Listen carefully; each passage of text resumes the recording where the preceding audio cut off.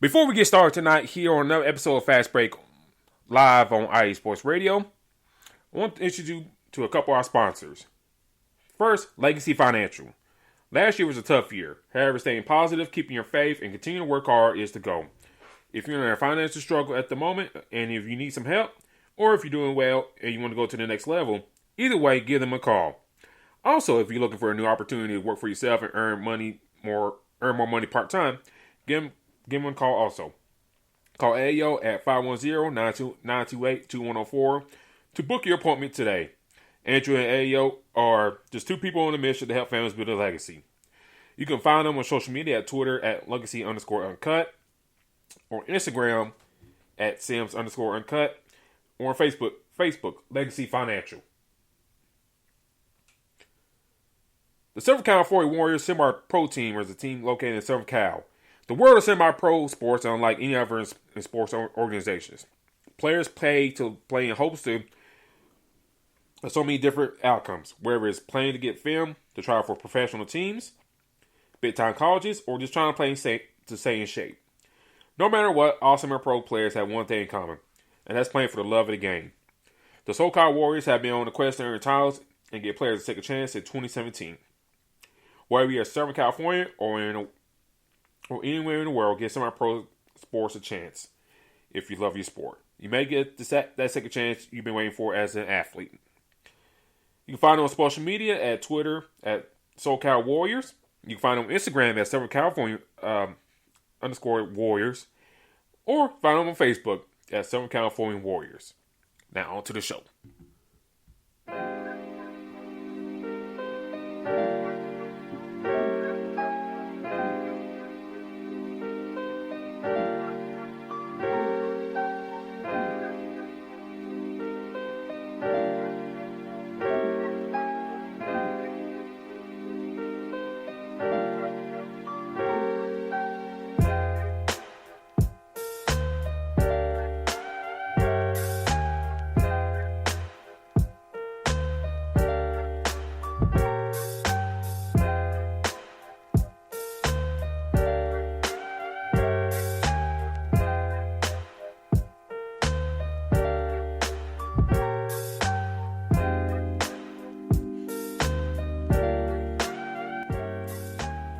With the playing tournament set in the East, who will come out on top to earn a chance to play in the playoffs?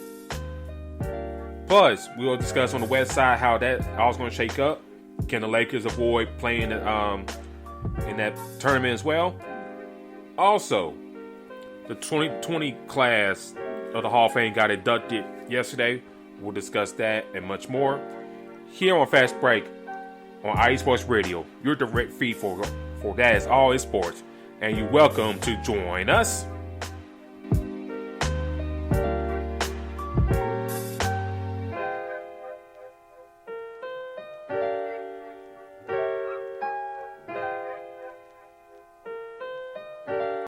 And join us as you shout tonight, ladies and gentlemen.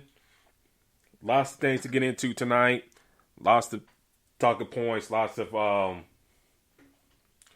news tidbits, and we're getting to playoff action here in a couple of days with the playing tournaments for East and West, which is going to be really, really fun to watch. But D-Lock, how you doing tonight, sir? I'm doing good, man. How are you doing? Today's been an interesting day already, especially with the Warriors playing how they played. And we have a lot more games still left going, so it's going to get very interesting, man. Yeah, very interesting indeed. And, we'll just go in and hop into it. The Eastern Conference playing games are set up for Tuesday. You have the Hornets and the Pacers, who are 9 and 10 seed respectively, play on Tuesday at 5:30. And then following that game at 8 p.m. And both of these games are going to be on TNT. You got the Celtics versus the Wizards. So the only 500 team you got in this whole ordeal is the Celtics. The Wizards, they, seem like they that kind of caught on fire a little bit here towards the end of the season. But let's dive into the Hornets and Pacers real quick. With LaMelo Ball back in the fold, D-Lock, can he use this time to shine, to kind of show that he can be that number one option for the team, that face of the franchise? Can you see him propelling his team against the Pacers, or with the Pacers, with their turmoil, what they got going on, kind of overcome that and fight for another day? And we're talking about, you said Jason Tatum? No, LaMelo Ball. LaMelo. I feel like the injury was a blessing in disguise. Put it in a situation now where he can really, he had the time off a little bit. Now he can, be fully healthy and shows what he can be. We talked about this with the draft. We talked about with, Charlotte, as in Michael Jordan has made a lot of key mistakes in the past as far as him being in the front office. And to be honest, I think this move, remember we seen him give Gordon Hayward a lot of money, and we thought that was a question. So I think the good thing is it was so much of a great player at the top of the draft. He got a great player in LaMelo who can be, one for years and years to come. So I think he could be that guy. And it's going to be something that's very interesting to see what happens because, his dad been saying for the longest that he was better than Lonzo. And we thought that was a joke. And it's right now, he's looking like he could be one of a kind. So I think he's going to take a big step. But obviously, let's not forget he's still a rookie. Yeah, I think, we discussed last week a little bit,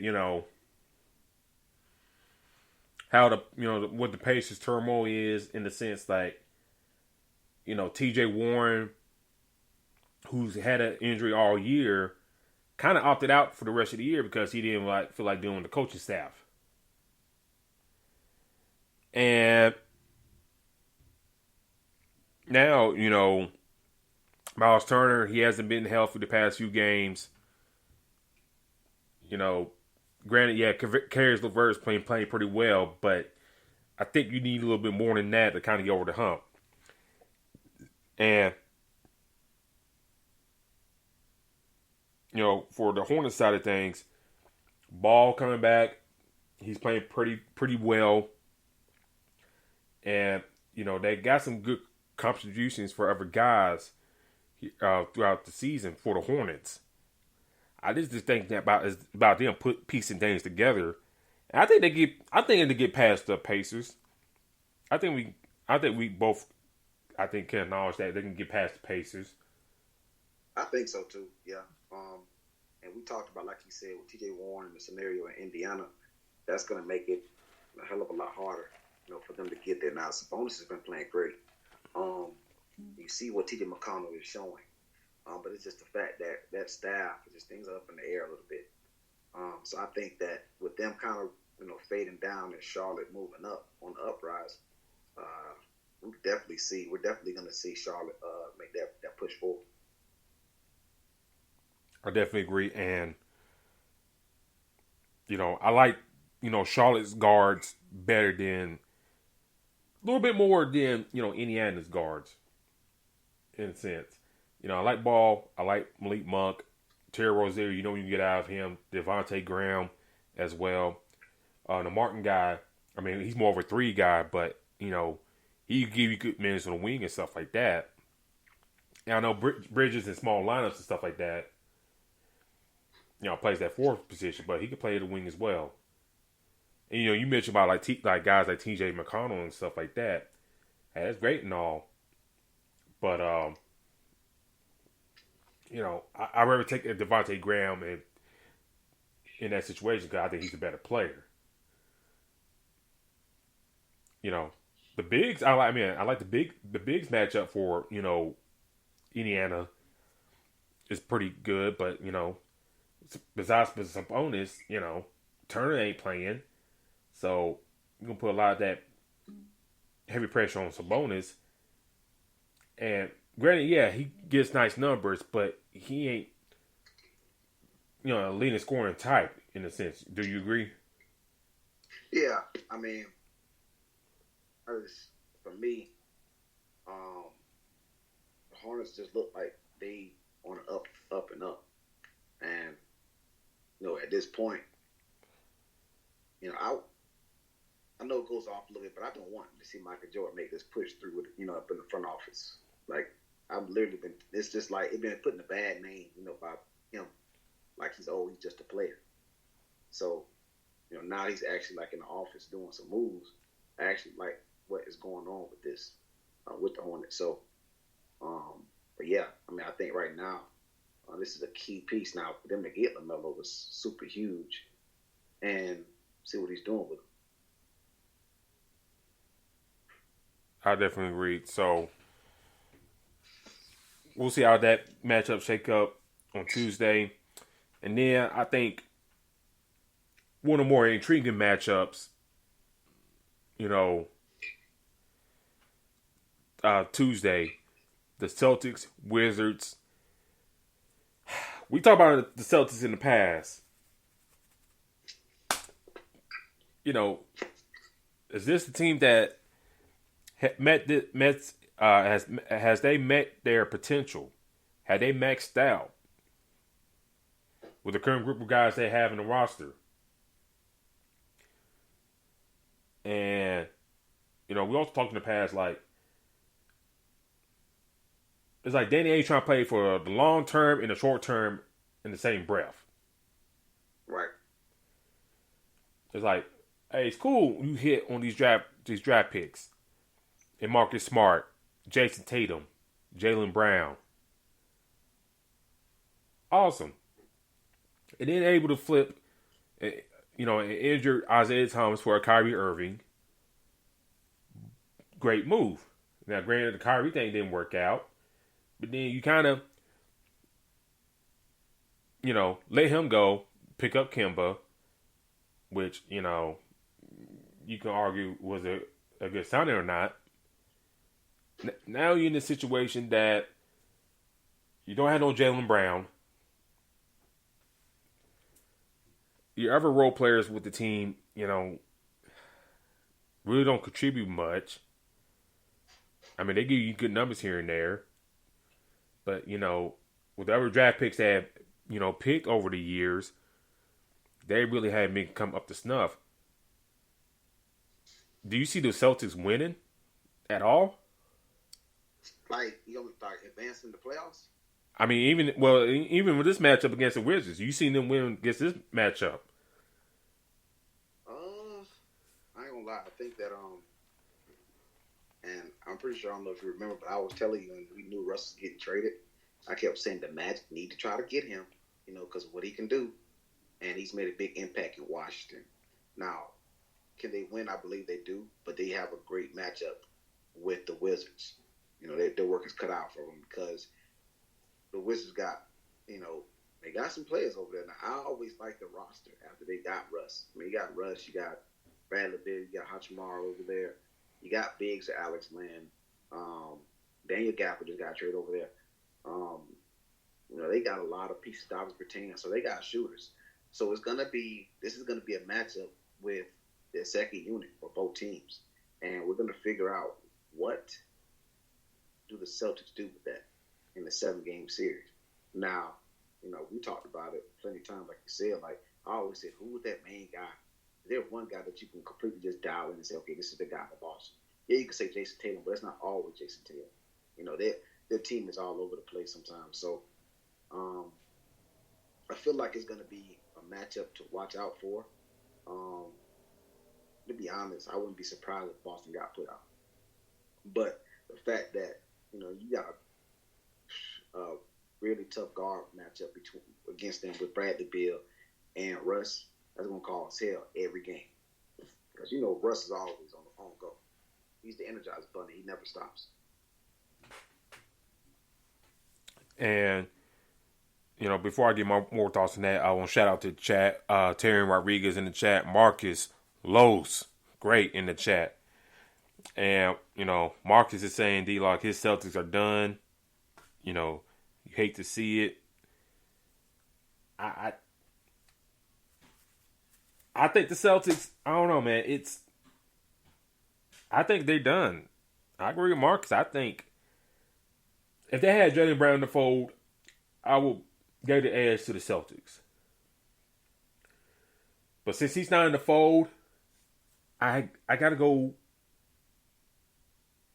I gotta go with the Wizards here. I gotta go with them. It's a tough matchup too. Bradley Beal and Russ I've said it earlier. I thought that was a hell of a combination. But that big trade when they went and got Daniel Gafford, let's not forget, Daniel Gafford was doing his thing in Chicago when he got the minutes. So, let's not misconstrue that. And you got Hachimura, who was a hell of a player as well. So it's going to be a matchup to watch out for. I think the key person in this matchup is going to be Kemba. Yeah. And I think if Kemba can, stay on the court and stuff like that, contribute very well, and kind of, matches, Russ's play, just well enough that, maybe Tatum can take over and whatnot and contribute, and score very well.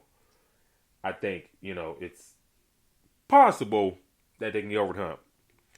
But the way Russ has been playing here lately, breaking Oscar Robertson's triple-double record and whatnot,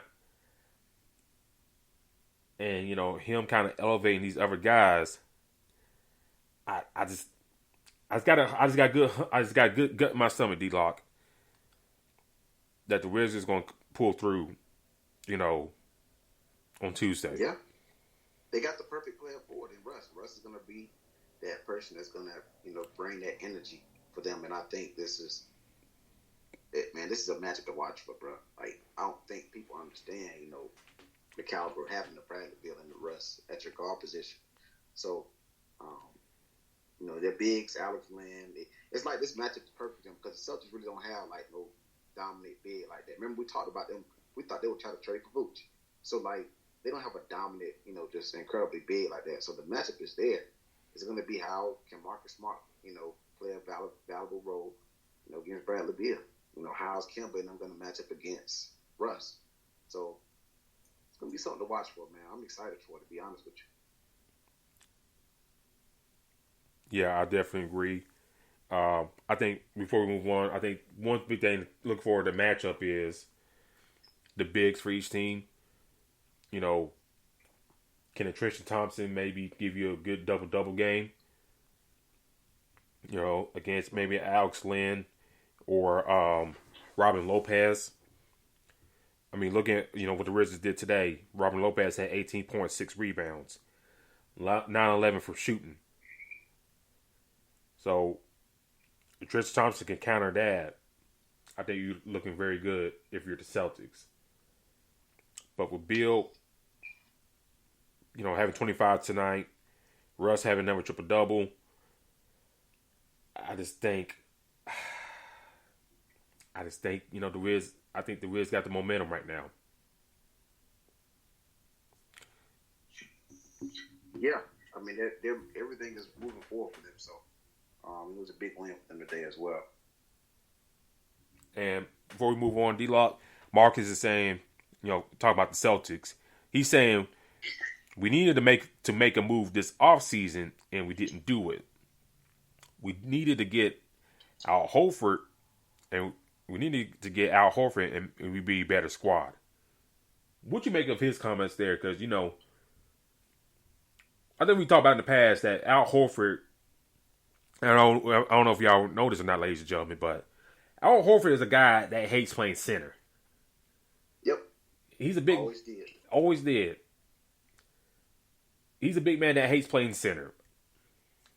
But the way the league shifted, it kind of fitted his role. What his skill set and stuff like that. And, he's a multiple time All-Star because of it. Why he never fully embraced it, I don't know. He trying to go to other areas, other teams that trying to, trying to go back to that natural power forward spot. Never really materialized. If this was like 25 years ago, yeah, he probably could have gotten away with that during that time period. But you're in a new world. And to Terry Rodriguez saying wasn't Horford on the Celtics, yeah, he was, but he left for Philly because he want to play power forward, and Embiid was that center. In which, in hindsight, kind of look at it, we kind of praised it. Oh, well, this is going to be a great move for them, everybody involved. But it didn't work out there. Yeah, I mean, we thought that was going to be a team, one of the competitive teams out there, and it just seemed like it just wasn't, like they couldn't get it done. So, but again, like I said, I think that,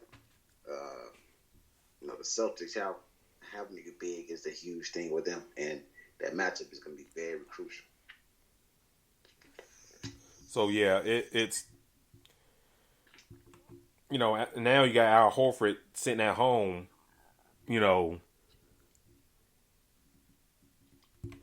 just chilling, and just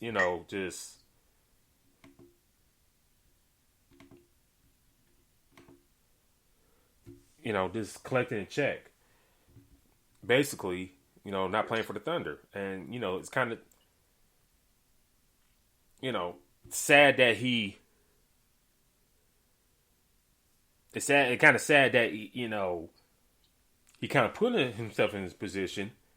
Because if you on this C's team, granted all the injury issues and stuff like that, I think with this playing stuff, and his contributions and stuff like that, I think they probably won't be in this seating at where they're at right now. I don't know if you agree with that or not. Yeah. And the way it's set up is just that it's a lot different than it was in the past. So, but it's like I said, moving forward, we're going to see how this plays out. And and before we go, I do want, while we stay on the East and stuff like that, you brought this up to my attention earlier. About one certain team in the East that one had worried about the play-in tournament, but we'll kind of have to wait to see who they play. The Brooklyn Nets. The Brooklyn Nets, I think it's going to be finally determined they'll be the second seed coming to the playoffs. Surprisingly, the second seed because their big three really hasn't played too much together, but it seemed like course of the season, each superstar kind of helped kept their team afloat at various points in the season. Well, you sent me a message about one Kyrie Irving. And I said, you said, you asked, like, what's Kyrie do now? I was like, what the hell did he do now? So I had to go look at what he said. I said, yeah. I got more, to paraphrase, he's got more things to worry about than basketball right now. A lot of things going on in the world. This country alone. The stuff in Israel that's been going on for, decades. He brought that up as well. Let me ask you this. If the Nets are, to compete for a championship, James Harden coming back in the fold, KD seems like he's back and healthy. Don't you need the focus of Mr. Kyrie Irving to kind of solidify yourselves as no distraction, no excuses, no nothing like that, like Terrence saying, No nonsense. No nonsense. Just focus to the title. Wouldn't you nip something in the bud like this beforehand? Yeah. And I was laughing earlier because it's like, oh, okay, what did Kyrie do now? Like, so they got to figure out what's going on with this guy. This is something that you do not need to be having going on at all. I'll tell you how I really feel about this. Listen, if you're gonna be all in, be all in. Or if you're gonna be all out, be all out. Kyrie needs to make up his mind, where is he going with this? Like, it seems like he's, in a sense, like, yeah, he's with it. And then at one point, I don't have time to have these conversations because my mind is somewhere else. I'm completely focused on something else right now. Like, dude, come on now. Make up your mind where you are. I mean, we're being honest. Colin Kaepernick didn't say, well, you know what, I'm going to partially talk about this right now, and then when the flag comes around, I'm going to do something else. No, he was all in. He risked his career. He knew that if he did this, his career was done, basically. It was a high chance that he was not coming back to the NFL. So to me, it's hard to take somebody serious that's talking about it at one point, but then they want to go play the game later on and drop 50 or play well. Like, how are you going about this?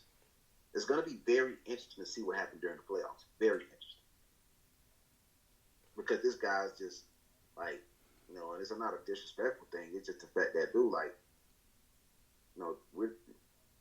how are you, when you lose, like, you're going to say, well, my mind was somewhere else? Like, is that what you're trying to set it up as? Like, how often is this going to happen? Yeah, I saw those comments and saying, like, damn. I think y'all in a great chance to make make a run if everybody's healthy. You got a nice solid bench, when everybody's healthy and stuff like that. You got a solid roster all around. I'm just, worried, like you mentioned, if things don't go right or they get in the wrong matchup, I'll throw out this scenario. If they somehow met up with the Knicks at some point in the playoffs, the way Thibodeau has coached those guys up defensively, and Kyrie's head not in the right place, they'll take advantage of that. Tibbs and crew probably don't give a damn about your feelings. Yeah. Miami, they got that dog mentality. If that match were to happen, hell, even if the scenario plays out, they play the Wizards in that first round matchup. With Russ's mentality and stuff like that, and how he gonna go at you, you may be in for a long series if you're the Nets. I think the Nets will eventually win out in that series, but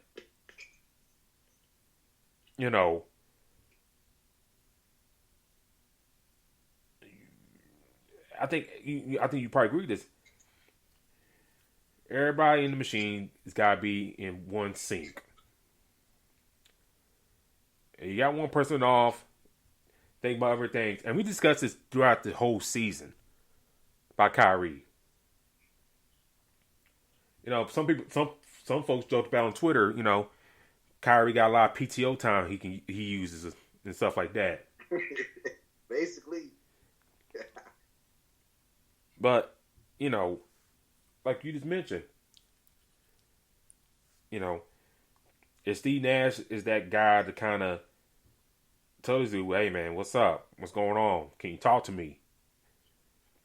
And stuff like that. How can I help you? In the words of Max and New Amsterdam, how can I help you? Things in that nature. But if Kyrie won't do everything and stuff like that, go do everything. But if you still gonna be in the fold, damn it, we're gonna try and win the championship. I mean, like, don't forget when they hired Steve Nash, him and KD, he was out there saying, "Well, we don't need no coach." Like, this stuff is not anything surprising. Like, but some of this stuff, man, you got to nip in the bud, bro. Like, stuff like this is just ridiculous. Like, it just, you know what I'm saying? Like, it's always something with this guy. Every time it's always something. So be prepared. We're going to always hear some kind of news. And going to the chat real quick, Marcus is saying, can Kyrie please sit his ass down, please? Terrence said, until the Nets win a championship, they are the baby Clippers. All hype is the regular season, no show in the postseason. Then he also followed up saying the only difference is that the Nets have made the finals a couple of times and made a smart decision for moving from Jersey. I mean, yeah, a smart move from Jersey, but New York is always a Knick town, and it definitely has showed this year. So, I think we mentioned before, I think Brooklyn can make a run. I still think in Milwaukee, is still making the championship. This is my prediction, but Budenholzer, he's got to coach his ass off here, for this point forward to keep his job, which is, seems like it's on the line right now with a lot of other coaches around the league. But we'll see how things play out for the Nets. I think whoever they get in their first round, I think they can get by talent alone. But as you get deeper in the playoffs, and then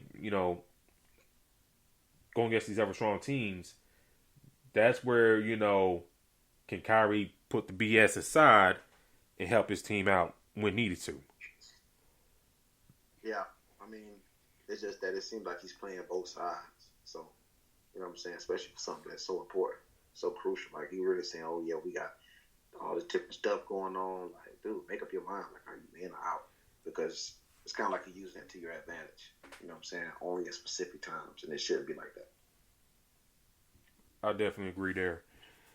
So, that's how the East is set up right now, ladies and gentlemen. Just to recap real quick. Tuesday, Boston, Washington, 8 p.m. on TNT. Before that, Indiana, Charlotte. The game before. Before we wrap this up on the East, real quick, D-Lock.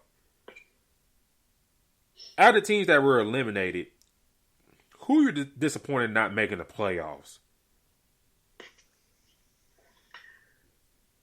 If people on the East? Yeah, on the East. I mean, obviously, let me just say, my team, obviously, the Magic. That's just always going to be a piss me off type thing. If I really had to pick one team, I probably would say the Raptors. I feel like the Raptors were, remember just a couple of years ago, they got a championship, and we just thought this team was just, the team to beat moving forward. And they were, it just seemed as if, like, it just seemed like they fell apart after Kawhi was gone. So, for me, that's the team that I just was like, wow, like, this year, but they took a step back, even with Kyle Lowry and Van Fleet, who they just paid all that money. Yeah, I agree with you. Toronto, I think the other teams, for Cleveland, Orlando, Detroit, I didn't expect too much for them. I think, well, for Orlando, I said at the beginning of the season, I think with the roster they had constructed, 7 AC best. But things, really took a tumble and stuff like that. And, we'll see how the lottery plays out, for the Magic, if they get that Chicago pick or whatnot, which will greatly accelerate their rebuild. But Cleveland and Detroit, I didn't expect much of. Orlando, kind of a little disappointment because, at the beginning of the season, the talent they had still in the fold, minus, the Fultz and Isaac injuries. Chicago, they were in that same boat until they made the trade for Vooch and a couple others. But, even with Vooch and Levine in the fold, they still couldn't do much. And, they got to figure out the guard situation. Is, what's his name from North Carolina? White. Oh, Anthony. Oh, no, for Chicago. Chicago. We talking about Kobe White. Kobe White. Is he going to be y'all league off for the future, or he's going to be like your sixth man, your first, your scorer off the bench? That was confusing me, too. Like, you got him in the game. First you had him start, and you had Sadaraski starting for a while. So it was like, okay, what is your, what's the plan? Like, what are you doing? I think he could be a better defender, and he can work on being a better defender.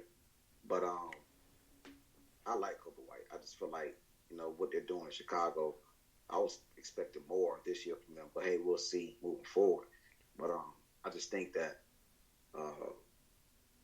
this is a team that could be good for a long time. Now, obviously, Vooch is not going to be there that long, clearly. Mm-hmm. But I think they have a couple nice pieces there. Yeah, they got some nice pieces there. Like you mentioned about Vooch, there's a window there that they got to take advantage of. And also, with Levine also, his contract is up as well, getting close to being up as well. So, I don't think Levine is a number one option. I mean, he can score and stuff like that. But, if Chicago feel like he's that number one guy, we'll see. But I just don't see him as that number one dude. Yeah, I agree with you there. If you throw him in like mud. Like with the Giannis, perfect fit in my eyes. Mm-hmm. Throwing in Dallas with Luka, that'd be a deadly backcourt right there. That would keep me up. That's what you thought. You would think they would try to get him too. That'd probably keep you up at night. Or hell, even like down to a third option with a Clipper team. Going on Paul George, Kawhi Leonard, or a Laker team. Who I think the Lakers should, obviously look to get like a third guy. In my eyes, but we'll talk about that later. But also, you mentioned Toronto. Damn, the hope I had for this team to do something, even after Kawhi left, and Siakam being that dude, it just kind of fell on the wayside for them. Yeah, big time. I mean, for me, I felt the same thing. Like, it just, I don't know. I mean, I knew that, they had DeRozan over there at one point too, so they were that team. But I just thought at some point, like, yeah, this team, like they, after he was gone, that was it for me. I knew that, yeah, okay, you're gonna be solid, but you're gonna be like call them baby dinosaurs. That's what it went back to. And we'll see next season how they bounce back. Can Nick Nurse be that guy to get them back up to relevance, and can Siakam, who I still hold out that he has that potential,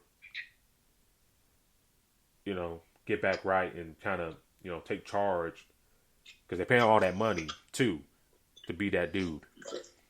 Yep. So I definitely agree. And then, looking around scores right now and stuff like that, you got the Lakers playing the Pelicans tonight, and which is kind of like in a sense, a do-or-die game for the Lakers. No Zion for the Pels and stuff like that. Don't know if Bi is playing or not. Don't think so. Um, do the Lakers win tonight and potentially make the sixth seat? To make the sixth spot, or they're going to play in that playing game? What's your prediction? They'll blow out the Pelicans today, I think. Another reason why too. I won't say blow out like a 50 burger thing. I just think that obviously Pelicans are going to play hard. They're going to give them all they have. But my thing is, I think that not only do the Lakers use this as a game to get in and get that seed, but this is also a game to get that chemistry back right. With the guys. They've missed so many games, right? So now you want to actually have them all on the court at one time, just to get them, rolling. So that's what I'm thinking is going to be what they're going to do. So, and I think that we're going to see that this is, clearly there still is the NBA champs until they're dethroned. So it's going to be very interesting to see how it plays out. Yeah, I think they should handle business against the Pelicans. And then we'll see how the rest of tonight plays out. Do the Nuggets, playing against playing the Trailblazers, do they really want to see the Lakers in that first round matchup? Yeah. Do they man down,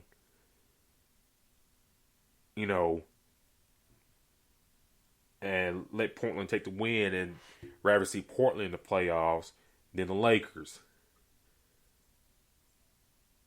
That's that's an interesting thing to look at. It's very interesting because you got to pick and choose your battles somewhat. You know what I'm saying? Like you got to pick and choose, but that's part of the playoffs too. And then going to the chat real quick. Terry brought up about the Lakers. Who were in talks maybe getting Kyle Lowry, but didn't. But, he's saying the Lakers should have got Lowry. Maybe not. Marcus brought an interesting point that I'm kind of in the same boat as.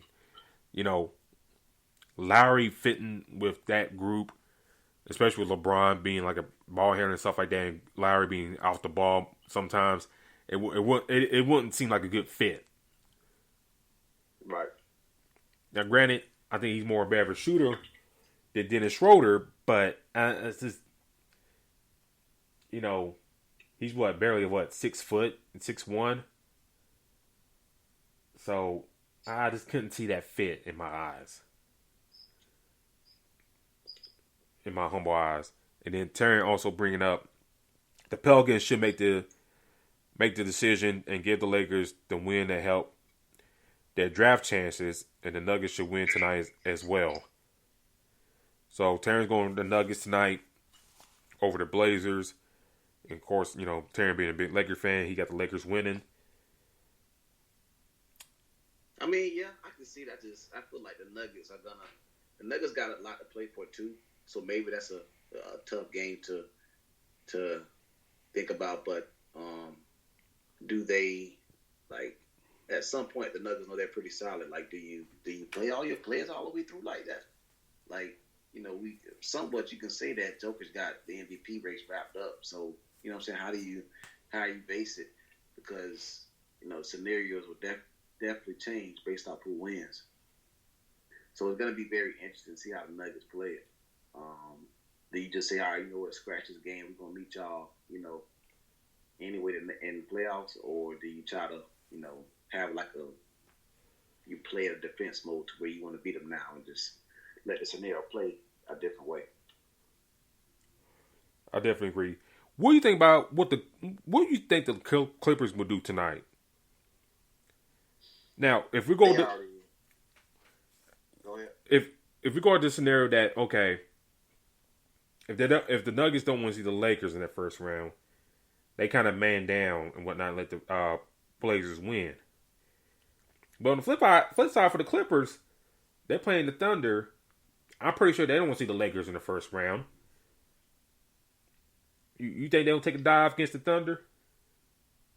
They could. I mean, they probably set that up too, because I think isn't Kawhi out, isn't he? Let me check on that. I'm almost positive either him and Paul George are both out. Um, they're resting a lot of guys. Marcus Morris is out, Batum is out, Paul George and Kawhi is out. So it's like their plan is somewhat set up, a specific way. Now, to me, they're planning as if they're going to take the L. Yeah, I think, if you're Ty Lue, I mean, probably tell you guys, play strong for a few, good few minutes, but let the Thunder, at least try to get the Thunder to win, let them win or somewhat. But also, the Thunder, they're playing for, lottery chances too. Yeah, that's another thing, yeah. And Houston got I think that's the Magic too, yeah. You're right. And Houston got the worst record in the league, but then after that, you're in the same boat record-wise with Orlando, Detroit. So you got a three-way tie right there. Then you got Cleveland, who's losing right now. Who are they losing to? I just saw it too. Cleveland losing to the Nets right now. Yeah, blew out, yeah. So I was like, ugh. Do they Magic losing right now too? And yeah, Magic. Well, they were up a little bit, but now they're losing to the Sixers, in which a game that Sixers didn't really need. But good for them. Playing hard, and shout out to Dante Hall from the Magic. Having 8 points, 8 rebounds so far. But anyways, a lot of jockeying for tonight. Yeah. When 8 o'clock rolls around, it's going to be very interesting. It's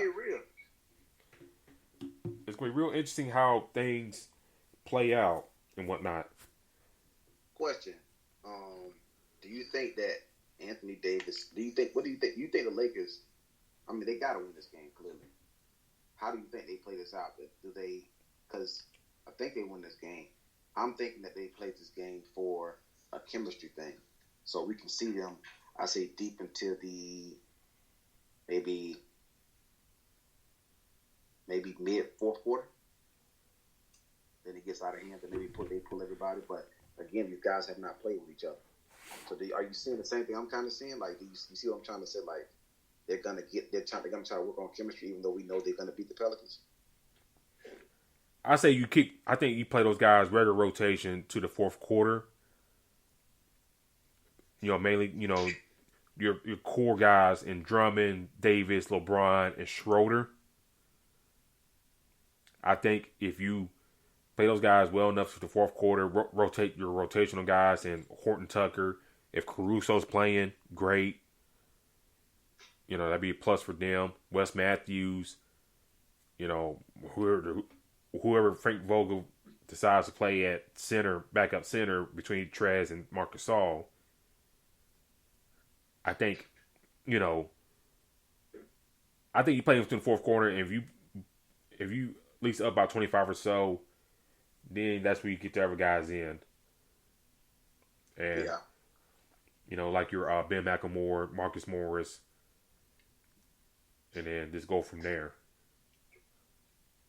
And then those guys get some reps. Yeah, I agree. I think there's going to be something to where, this team's going to, they want to have that chemistry going in no matter who they play. LeBron has been gone for so long. Why not have the chance to move that up? So, for me, I definitely see that as a huge possibility. Is for them to get a lot of rotation time in. So, like I said, ladies and gentlemen, 8 o'clock is going to be a real interesting time for the NBA. We'll see how things shake out and how the play-in tournament for the West side of things will shape out. Oh, yeah. We got another... How many games we got at 9? Like 4? So, people literally looking at, I think about 4 or 5. What is that? You got 5, isn't it? Yeah, you got 1, 2, 3, 4, 5, 6. Yep. So you're gonna have people literally looking at their, looking at their phone or looking at the screen to see who's going what the scenario is. A lot of this stuff has already done the research on. I'm pretty sure too. A lot of these teams have already done that. I definitely agree, and we'll just put a ball on this. It's like, follow us on Twitter at Fastbreak IESR, and we'll talk along with y'all. See who might win, who gonna win, stuff like that. So please do check us out on the Twitter app. But D-Lock, I want to get your thoughts on the Hall of Fame class real quick, the 2020 class. And, did you catch any of it yesterday? I didn't catch the class, but I definitely did see the names there that they have. We did see that whole Ben Wallace thing late. I sent you that whole tweet after. So the class is pretty deep. And my thing is, this let me know I'm definitely getting older, because these guys are getting inducted now, like Paul Pierce and Chris Bosh. Like, I literally remember watching them, and now they're inducted in the Hall of Fame. So they're gonna be like, that's insane. And Ben Wallace too. Yeah, I mean it's a great list. And for those who don't know who got inducted to the NBA, the Basketball Hall of Fame, you have one, Kobe Bryant, well, I think they bumped him up and bumped Chris Bosh down, for the 2021 class to get Kobe in. Tim Duncan, probably top 10 all time. Kevin Garnett, Coach Eddie Sutton, 2-time NBA champ Rudy Tomjanovich, Tamika Catchings, multiple-time All-Star, gold medalist, hell of a player, a college career at Tennessee. The newest coach at LSU women's basketball, Kim Mulkey, being inducted to the Hall of Fame. 5-time Division II National Coach of the Year, Barbara Stevens, and longtime FIBA director, executive Patrick Baumann. Real quick on the NBA side of things, before we wrap up. For me, I think KG and for Kobe, you're talking about two high school guys that at that time, took a leap into uncharted waters. And I think for day one, they exceeded expectations for themselves. Because, when these guys came into high school and stuff like that, we weren't sure they're going to be a sure thing. Like when KG came out, you talking about a tall, very skinny, 6'11" guy, 7-foot guy. Kobe, like a young babyface guy that, granted, his father had experience and stuff like that in the pros, but, we don't know how this kid's going to be.